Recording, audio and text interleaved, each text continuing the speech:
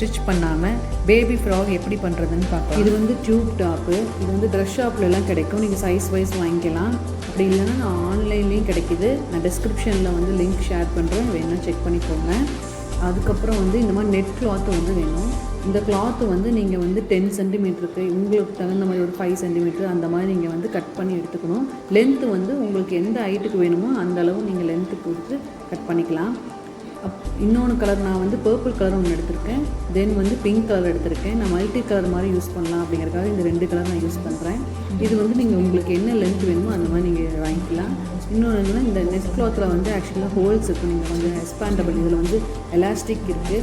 So வந்து நீங்கள் expand ஆகும். அதை வந்து நீங்கள் அந்த ஹோல்ஸ்குள்ளே இந்த வந்து ஃபோல்ட் பண்ணிக்கணும். இந்த மாதிரி ஃபோல்ட் பண்ணிவிட்டு அந்த கிளாத்தை வந்து அந்த ஃபஸ்ட்டு ஒரு லேயர் வந்து விட்டுருங்க.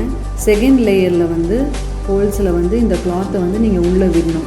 உள்ளே விட்டு வெளியில் எடுக்கணும். அப்படி எடுக்கும்போது உங்களுக்கு அந்த இது வரும், ஹோல்ஸ் கிடைக்கும். அதுக்குள்ளே வந்து அந்த உள்ளே இருக்க கை விட்டு அதுக்குள்ளே வந்து இந்த இதை வந்து வெளியே விடணும். இது ஆக்சுவலாக ஒரு நாட் போடுற மாதிரி தாங்க.